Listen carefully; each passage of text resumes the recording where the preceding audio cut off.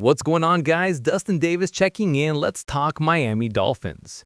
Miami's front office faces a crossroads few expected at season start. The roster that generated optimism just months ago now sits under examination as losses pile up and difficult conversations begin. Leadership decisions that seemed straightforward in August have become complicated by injury, inconsistency, and the weight of unmet expectations that test organizational patience. What unfolds in the coming weeks will reveal whether this franchise commits to its current trajectory or acknowledges that change, however uncomfortable, may be the only path forward. First of all, let me take a moment to ask for your help. If you enjoy our videos, give us a like. It's a great way to keep the content going. Thanks for the support. Miami stands at 2-8 with minimal signs of reversal, positioning the franchise to field inquiries on several roster pieces as the deadline nears. Uncertainty surrounds which personnel the organization might actually move, yet edge defenders like Bradley Chubb emerge as particularly sensible matches for clubs still competing. Among those potential buyers, San Francisco surfaces as a strong candidate. The 49ers absorbed devastating losses when Fred Warner and Nick Bosa went down with season-ending ailments, compounded by additional health setbacks throughout the depth chart, and the franchise's desperate search for pass rush reinforcement makes a transaction with Miami both logical and mutually beneficial. CBS Sports' Cody Benjamin has already connected the two organizations in deadline discussions. Benjamin noted that Miami surrendered considerable capital to acquire Chubb through trade several years back, and the former Bronco currently paces the team in sacks. Yet the Dolphins seem poised for comprehensive restructuring as their 2025 season unravels. Though Chubb approaches 30, he could still deliver substantial contributions as a rental edge presence, potentially mirroring Von Miller's impact for the 2021 Rams. Why Bradley Chubb to the 49ers makes sense. Among available edge options, Bradley Chubb ranks near the summit for San Francisco's immediate requirements. That doesn't suggest the 49ers would avoid surrendering meaningful compensation. Miami will extract value, but Chubb's track record and output position him as a direct fit target. Certain evaluators explicitly identify the 49ers as the premier destination. David Latham of Last Word on Sports emphasized how San Francisco has consistently absorbed personnel losses without collapsing in the standings. Latham observed that despite enduring an absurd volume of injuries, the San Francisco 49ers simply continue winning football games. Marquee contributors like Nick Bosa, Fred Warner, and Brock Purdy have all missed extended stretches due to health setbacks, yet the squad entered Week 8 at 5-2. Head coach Kyle Shanahan possesses sufficient expertise to continue claiming regular season victories with diminished talent, though he'll require genuine difference makers to secure wins in January and February. He added that everyone recognizes the 49ers are actively pursuing edge defenders, and Bradley Chubb might represent the strongest available commodity on the trade market. With Trey Hendrickson likely off the board following Cincinnati's victory over Pittsburgh, Chubb could be this franchise's optimal path to replacing Nick Bosa. A separate conversation brewing in South Florida centers on the most important position in football and whether change is inevitable. Numerous observers identify quarterback execution as the fundamental issue. Tua Tagovailoa has shown flashes periodically but hasn't delivered the sustained elite-level reliability required to maintain Miami's competitive footing. His Week 8 stat line, 4 touchdown passes and 205 yards, represents his finest showing of the year, yet it hasn't silenced demands for transformation. Certain evaluators contend the Dolphins should lay groundwork for a quarterback overhaul, and PFN has introduced a concept of selecting Oregon's Dante Moore with the number 2 overall selection. Moore, who has displayed encouraging qualities at the collegiate tier, is viewed as some as a prospective enhancement and a QB1 candidate in the 2026 class. Ian Cummings wrote that Dante Moore occupies a narrow second position on his current 2026 NFL draft board. Though the 6'3", 208-pound signal caller is in the QB1 conversation, and for a Dolphins franchise likely approaching a QB reset, he presents a conceivable upgrade. Cummings added that at his stature, with his effortless arm strength, layering capability, undervalued mobility, age-defying field vision, and poise in pressure situations, he carries a notable resemblance to C.J. Stroud. Moore's collegiate output lends legitimacy to his candidacy. Despite a rough performance against Indiana, his season figures 1,772 yards, 19 touchdowns, and merely 4 interceptions illustrate both efficiency and the caliber of decision-making NFL organizations prioritize. Yet the realities of implementing a quarterback transition are complex.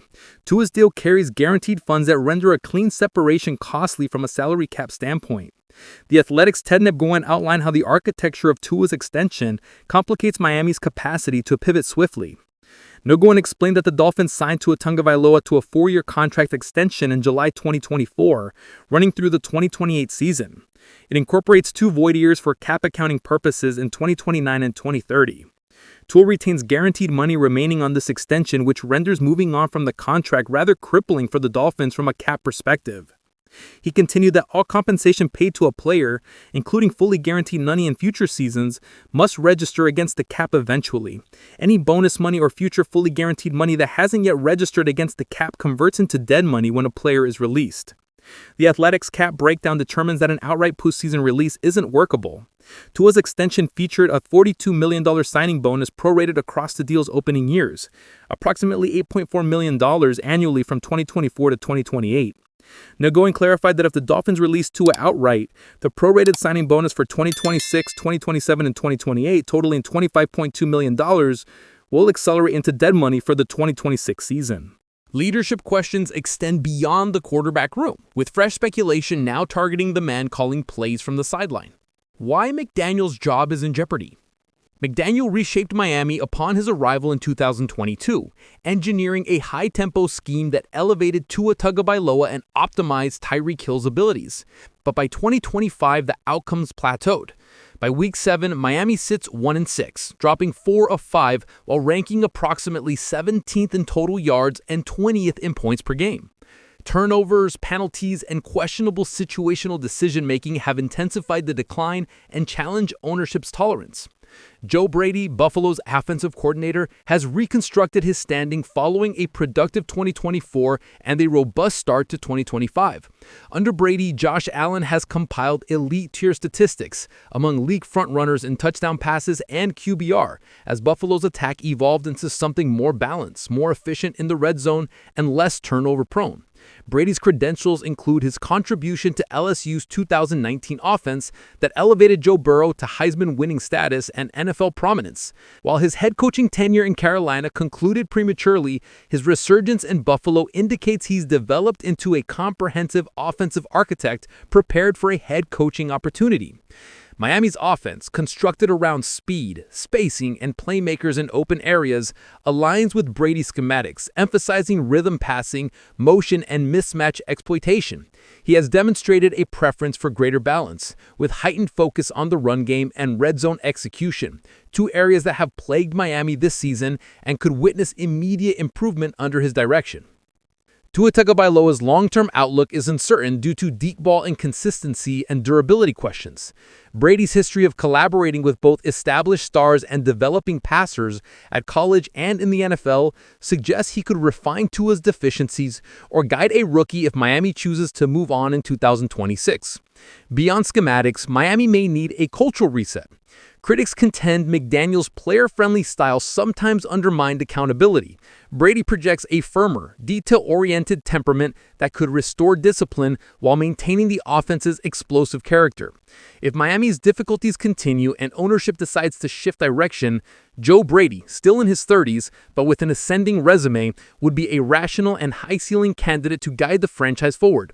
His combination of quarterback expertise, schematic adaptability, and managerial growth makes him one of the NFL's most compelling young head coach prospects. Elsewhere in the quarterback market, a surprising name surfaces as trade chatter intensifies ahead of the rapidly approaching deadline. If Kevin Stefanski persists in denying rookie quarterback Shedeur Sanders a legitimate opportunity with the Cleveland Browns, a mid-season trade could represent the cleanest resolution for both parties. With the trade deadline slightly more than a week away, several clubs grappling with uncertain quarterback situations might regard Sanders as a timely answer and could contact GM Andrew Berry. After shattering school records across 2 seasons at Colorado, Sanders unexpectedly tumbled to the 5th round of April's NFL draft and has yet to appear in a regular season contest for Cleveland. Veteran Joe Flacco opened the year as the Browns' starting quarterback before being traded to the Cincinnati Bengals roughly 3 weeks ago, which created an opening for rookie Dillon Gabriel. Gabriel, a 3rd-round pick out of Oregon, has been relatively mediocre through 4 starts, accumulating 683 passing yards with 4 touchdowns and 2 interceptions. Even with those results, Stefanski hasn't seemed prepared to award the job to Sanders anytime soon. Shedeur Sanders becomes a big trade for Miami, and Greer should acquire him quickly. A separation between the Dolphins and Tua Tagovailoa appears increasingly probable. Tagovailoa's injury background and the likelihood that he's enduring the worst season of his 6-year career have generated doubt, and neither Quinn Ewers nor Zach Wilson profiles as any evident long-term enhancement. If Tua departs, Sanders would still need to outperform Ewers and Wilson for playing time. But Miami nonetheless represents a substantially clearer pathway to playing time and a superior situation than remaining on Cleveland's bench. Should the Dolphins take a chance on Shedeur Sanders if Cleveland makes him available? Is he a better long-term option than Tua, or would acquiring him be another gamble Miami can't afford to take?